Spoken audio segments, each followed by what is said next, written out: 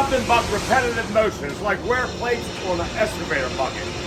Some buckets have them, some don't. The ones that don't get ate, they'll fuck up. The whole bottom of the bucket, you'll be cutting a whole piece of steel around here. You'll take a template, get that 8-foot run bent, and cut it into the notch boards, the mold boards, and the collar with those machines.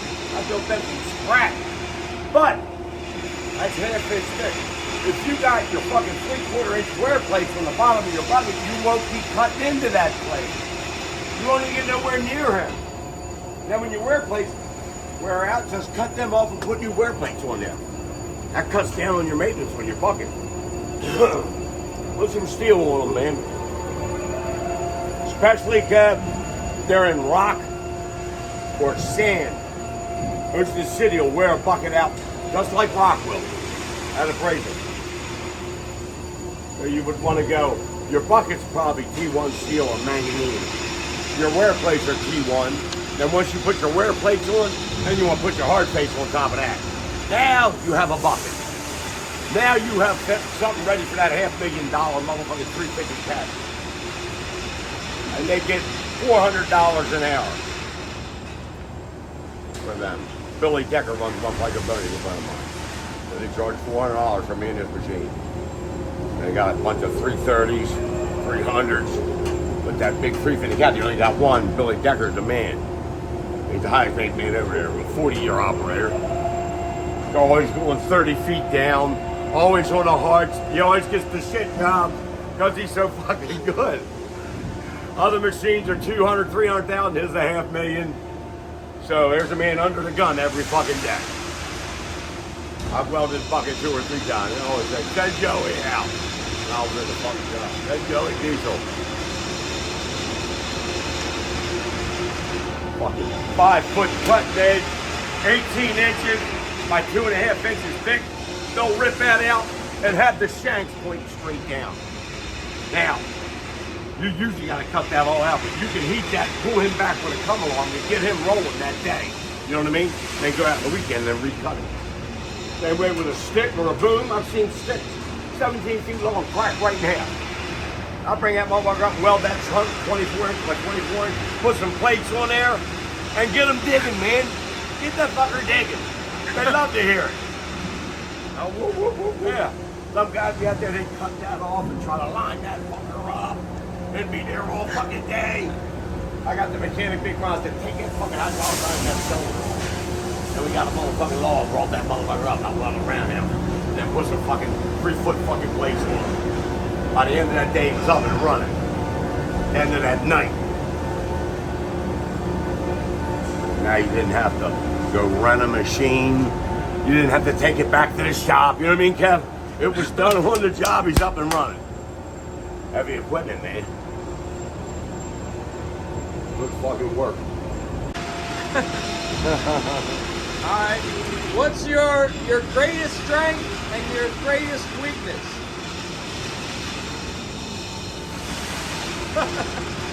Fucking interview question. Probably my fucking craftsmanship is a fucking great strength of mine. I'm a master craftsman.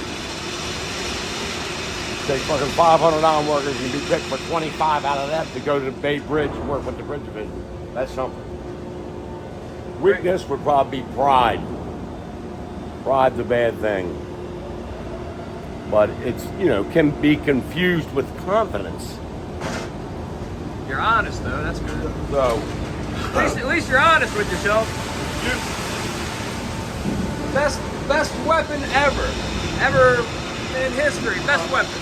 weapon, other than the atom bomb,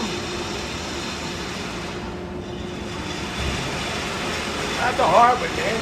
Fighter plane, battleship, tank. You know, there's 3 of them that changed the world.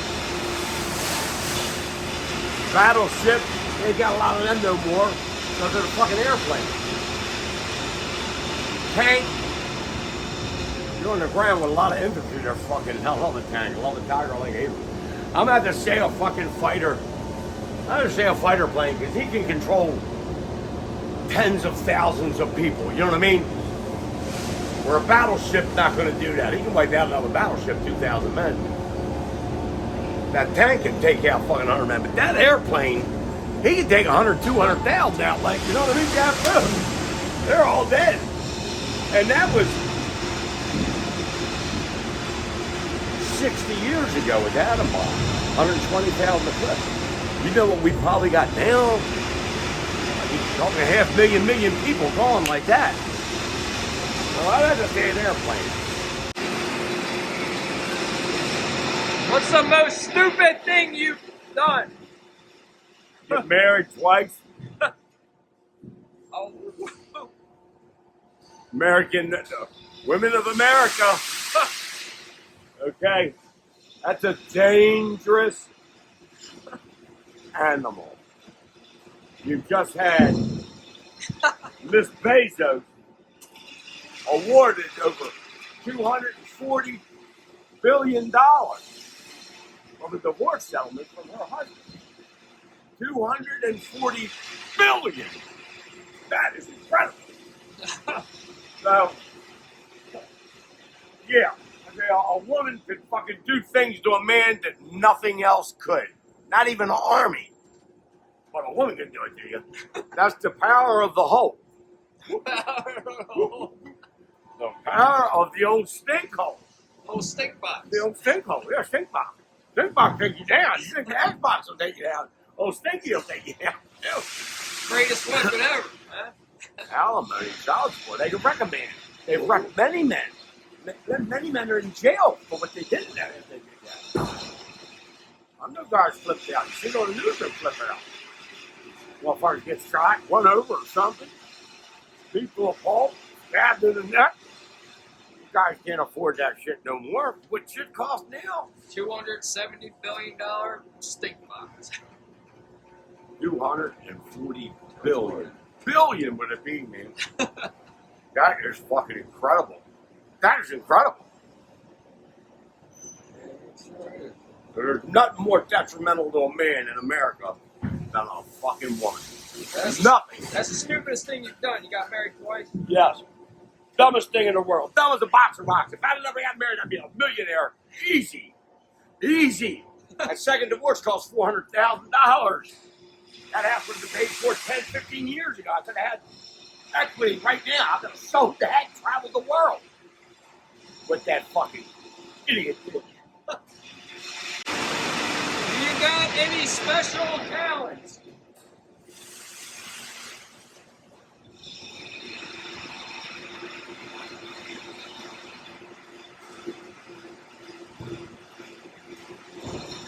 I'm not like a fighter pilot.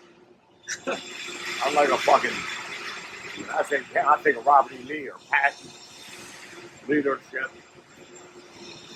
baseball, hitting the baseball.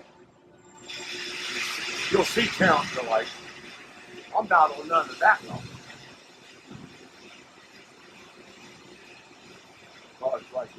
Can you juggle? Can you anything? I was a hell of an all-star football player and all-star baseball player. I was a hell of an athlete when I was young, and I mean, I was fucking all-star every year. Played 9 years all-star every year. I batted cleanup every year of my life for it. I could hit a ball. They stopped the fucking game the next time I hit that ball. So I love playing ball. But that's all. God, I come all the kids. The athletes that were as good as me or better than me in my neighborhood were fucking 100 of them. Star athletes, a Danny. Guy just died, tried out for the Orioles in 1976. I mean, I read those guys who could play ball. Spears Point and Capsco, they could play ball. Dundalk. And we had 3 high schools that, man, athletes come out of there were amazing. And that's how I learned playing with the older guys. Mike Fink, Joey Stahl, fucking Frank Mitchell, them guys were great. You play with somebody like that, you're 2, 3 years younger. When you get older, yeah, you'll be good. Like play somebody with chess better than you. You don't want to play Indian play chess. That'll bring your skills down. But if you play with that master for a day or two, they'll sharpen you like a tack.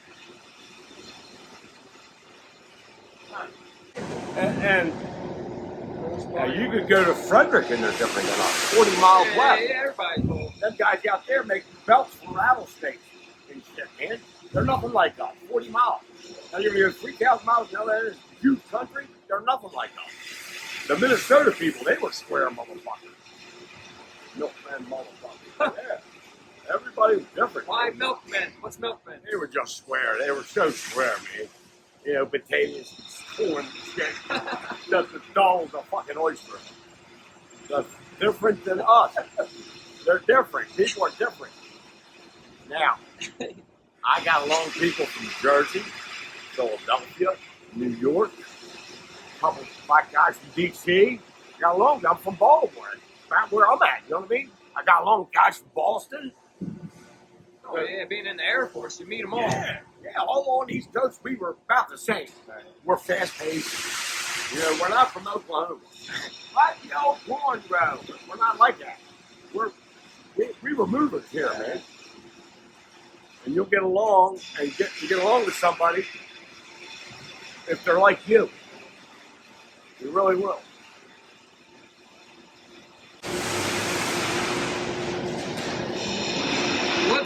What's a crazy dream you've had that comes to mind? You ever had a crazy dream, a vivid one that you remember stands out? I had one the other night. I hit like a truck crane, and a woman was driving it. And the boom was hanging out like 100 foot. And when I hit her head on, I didn't hurt her nothing, but her boom come down. The boom come down. And she was like talking to somebody. I think I was ready to drive off. And she come up to me and said, "Hey, where you going?" And I woke up. So, me working around this shit my whole life, to have a dream about a crane, not unusual. Not unusual. So she was driving a boom truck? She was driving a boom truck with a big blue fucking crane, about 100 or 200 foot. And she was scoped out. Somebody had been on the job when I hit her. You know what I mean? Then the fucking boom come down. And she got out. I think she was a blonde. And then she was going, either police come or something. I don't know what. And I was driving off. And she come up to me. "Hey, where you going?" Yeah, do that. And then I woke up. So that was... Sounds like you have some... Any other dreams you got? That was the most recent one. I can't remember the rest of them. That was good. But that was the other night. Yeah, that was fucking crazy. So fuck am I doing? Thinking about a rig to come down. I had a rig come down the Oil Park. I had one come down about one steel. I seen it come down. That ain't a pretty sight when them motherfuckers come over. It's like a That's tower. catastrophic. Tower crane? 300-ton track rig. FMC with 300 foot boom in the stadium come over. Sunk in the mud. And then I had one down that steel, the 16 ton. Man, he was like a big 80-ton rubber tire. And he had like 180 foot of boom. And he went over in the yard. I was up welding on a fucking column. I seen him come over. And that throws that fucking 30, 40 ton, that throws that weight around. And you're inside, you're nothing when that weight's slamming you around like that. But, yeah, all them years I've seen 2 accidents. That ain't bad. Out of thousands and thousands of times you set steel. I mean, 2 accidents. And the guy at Bethlehem Steel was pretty good. The guy at the stadium had 30-some years. He was one of the local 37 best operators, Scotty. One of his best guys to make mistakes once in a while. It's amazing. I used to run that crane outside. Yeah. I used to have nightmares about that, running off the end of the tracks. Yeah. It was always running off the track and the crane falling. Cranes are dangerous. Dangerous, man. Especially tower cranes, big fucking track rigs. And when you're going out, once you go out past 100 foot, man, that's a lot of weight hanging, Kevin. That's a lot of weight. That's 20, 30 tons hanging with nothing on the hook. That's why when I'm rigging with a crane, whatever I'm going to pick, I'll put the crane right next to it. I'll snug it and have that boom straight up in the air. You'll never see me back with that motherfucker like that. I'll come right up. Where's the piece over here? I'll pull the rig right up to it. Put that rig down. Keep that boom up in the air. You do that, you're safe with a crane, right? That's what, and your outriggers out. Get stabled up and keep that fucking boom up. Don't put that weight down. Nothing good's gonna come out of that. You know what I mean? That's weird motherfucker up there. Hey, you're rolling real good. You know, you got that in and out. You got your in and out on your controls, then you got to jockey your ass, put yourself where you want to be, and then drop your shit. You know what I mean? So it's a dual phase. You get yourself in position and get know your shit. You can't go and stop, get that fucking thing swinging. Ain't gonna kill everybody or whack out every motor we got. That's 6,000 pounds. That's a lot of weight. That's a F550 up there. And before you even get all the fucking material. So no, that's a lot. It's called drift. That's called drift. You know, hey, we'll stop here. We'll be good. No, the fucking thing's 23 foot. No. You gotta stop back here, easy, and then edge your way up. That's what I do when I want to do. I'm safe as old motherfucker. What kind of equipment? What different equipment can you run? Oh, God, I can run a lot. Running shit in the yard, taking it in and out of the shop. Everything known to God's man. From a Bobcat to an earth mover to a D8 to a big 350 cat excavator. Sheep's foot, that fucking machine with 4 big steel drums and air rate. That's got big clincher on every drum. And that rumbles like, and it's got centrifugal steering. You gotta watch, turn the wheel, the whole front thing moves. You know what I mean? Like an earth mover. They're dangerous. My first one I moved in, my first earth mover, I turned and I whacked out the channel in the shop. I'm a young boy. I gotta get over it a little bit. I've never been on one in my life. But it was right outside. They just steamed. I had to bring it right in. And I couldn't even get it fucking 20 foot without hitting that motherfucker. Because when I turned, I thought the wheels turned, but the whole cab, like earth, articulate. Yeah, Kevin. And the wheels. And then hit that fucking door frame, and I bent that motherfucker all off. That's how that inloader is. They'll get up beside that car and they'll hook up to the side of it and push it. Yeah. And when they go to steer away, they don't realize their ass ends burnt into it. That the equipment's so dangerous. It's so dangerous. It is. All this shit we do is so dangerous. It is. It ain't like being on what are you, a pencil salesman or... You could be selling Amway. You could be selling corn shorts. You could be at Rural Farm. You burnt a piece of chicken. That's too bad. You make a mistake around here, you get cut in half. You kill another man. It's called hundreds of thousands of dollars worth of damage. I mean, it's catastrophic if you fuck up in here. Anything happens with this fucking thing right here. That's the main thing in this whole mill. But that's huge, and it's probably 30, 35 tons of weight up there. 50-ton crane, I bet you weighs 35, 36 tons.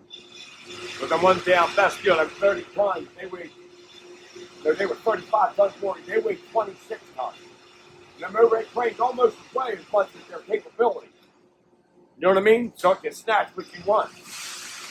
There's a lot of steel. Look at the girders inside. They look like 7-foot girders. That's a girder, man. Look at the flames on that. Yeah, that's a girder under there. They took flat plate, just box one end, box the other. But that's a big fucking beam in there. And the one in between it ain't fucking small. And then the trucks. Look how big your trucks are. The trolley wheel. That's a lot of weight right there. That's a massive amount of weight up there, man. Swinging over my head all day long. That comes down, you be picking me up with a Q-tip. Hey, where's Joe at? There he is. Here, give it to the old lady. Here you go, sweetie. Yeah, he was a good old boy. Here, Kevin's got some of them. Yeah, it's dangerous, Kev. I gotta weld these plates. 2 more questions, Joe. What would be your reaction if you saw a ghost? I have seen ghosts. Have you? Yeah. Yeah, I've seen the ghost of my grandmother. Thank you. Felt her presence like seeing her up in my mother's house. I was sleeping in her bed. Scary or? Day and night. No, because I loved her. It was a friendly ghost. It was a friendly encounter. That's pretty cool. Yeah, she's my favorite, probably. Of all people in the world, my grandma, my mother's mother. Yeah, I slept in her bed and you could smell her, you know what I mean? After she passed away. Mom still had her bed there, and I spent the night, I could smell my grandmother, you know? I think I went into the bathroom, shaved or something, coming back out to go to bed, and I felt her in the hallway there. Might have seen her, but I just felt her, you know? So, yeah, that shit happens all the time. Now, hopefully, when I go up, my ghost won't be around this motherfucker. Please, Jesus, for the love of God, don't put me in this monkey. Here you go. Please. Put me in the Outer Banks, or you know what I mean. Don't put me here. Last one. Your greatest philosophy in life. Too hard, buddy. That's too hard. Put one there, then I'll put one there. That goes on the end. And this is just flat bar laying outside, you know what I mean? Grinding out the mud. Yeah, it'll work. All right, Joe. That's the end of this. That concludes it. Concludes the interview. Well done. Weldosaurus. I saw that video. Weldosaurus. I wouldn't mind fucking leaving my place and just getting a room for a while. I might retire on my own. You can go live with her girlfriend. Because I don't know what I want to do. I'll do whatever I want to do, you know? I'm the kind of guy that just fucking darts, you know what I mean? I ain't gonna check with you, I ain't gonna ask you. I'm one of that guy, I'll fill the car up and get something to eat and I'm gone. You know what I mean, Joe? And with a woman, you can't do that. You gotta give them 3 weeks notice, they gotta buy new underwear, they gotta do their hair, they gotta color their hair, pluck their eyebrows, trim their pussy hair up. I mean, I fill the car up and I'm gone. So, Joe Diesel, two bucket man. 2 bucket. All right, Joe. All right, Spark.